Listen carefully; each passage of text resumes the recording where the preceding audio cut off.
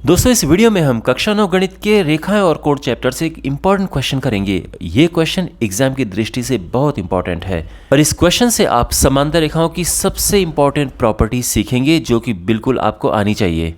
तो शुरू करते हैं क्वेश्चन को समझना।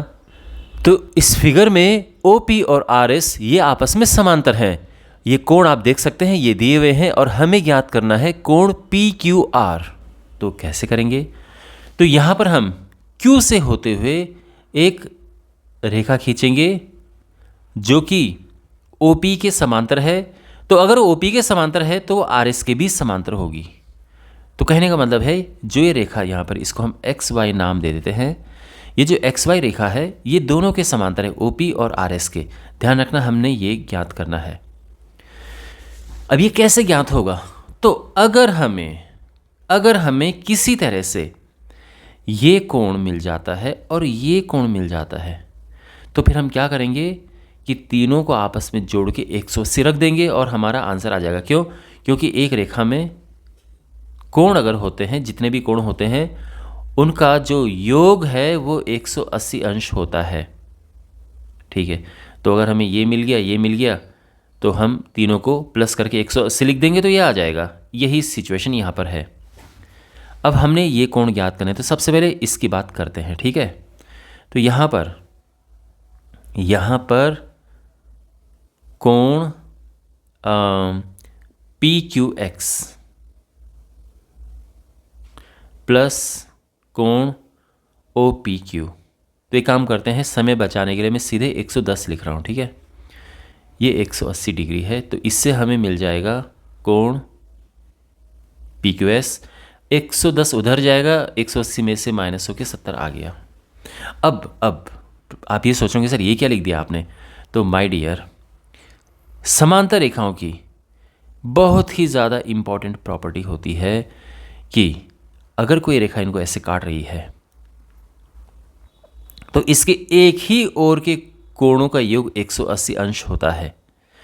इसे और इसे हम प्लस करेंगे तो 180 आएगा, चाहे हम इससे और इसे प्लस करें तो भी 180 आएगा। तो यहाँ पर यही हुआ है कि क्योंकि ये दोनों समांतर हैं इसलिए इससे और इसे आपस में जोड़ेंगे हम तो 180 अंश आएगा। तो अगर ये 110 है तो ये 70 आएगा और आप जिससे कि ये जोड़ 180 पूरा हो रहा है। ठीक है, तो ये 70 आ गया है। यही हम यहाँ पर करेंगे। कोण RQY प्लस ये जो 130 है ना, यानी ये और ये इसको जोड़कर भी 180 अंश आएगा।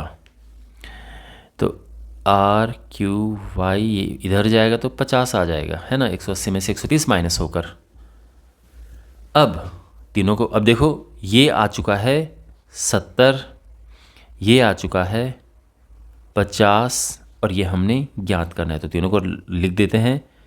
इसीलिए 70 प्लस जो हमें ज्ञात करना है एंगल PQR प्लस 50 क्या होगा? ये 180 अंश।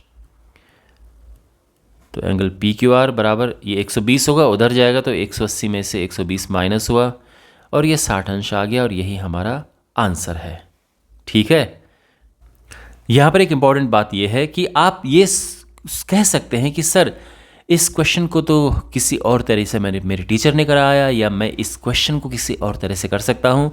तो बिल्कुल माय डियर, आप बिल्कुल इस क्वेश्चन को किसी और तरह से भी कर सकते हैं। मतलब कहने का ये है कि एक तरीका ये भी है, क्योंकि ये 180 ये 110 अंश है ना ये वाला, तो ये वाला भी 110 होगा। इसको कहते हैं हम एकांतर अंतः कोण बराबर होते हैं, तो ये भी 110 होगा। ओके, और अब अगर मैं कि इसको भी हटाऊं यहाँ से, ये तो हो गया 110 और मैं केवल इसकी बात करूं, केवल इसकी, तो ये क्या होगा? ये तो अभी हमने निकाला ना 50। अब देखो ये पूरा का पूरा 110 है और यहाँ से यहाँ तक 50 है तो ये भी क्या होगा? ये 60 होगा। तभी तो ये 60 और 50 मिला के 110 हो रहा है। तो इस तरह से भी निकल सकता है, ये निकल गया। तो बात एक ही, ठीक है। अगर आपको समांतर रेखाओं की सारे प्रॉपर्टीज़ आती हैं, सारे बिल्कुल फॉर्मूले अच्छे से आते हैं, कॉन्सेप्ट आपके एकदम स्ट्रांग हैं, तो फिर तो आप बहुत सारे तरीके से क्वेश्चन को सॉल्व कर सकते हैं। ठीक है।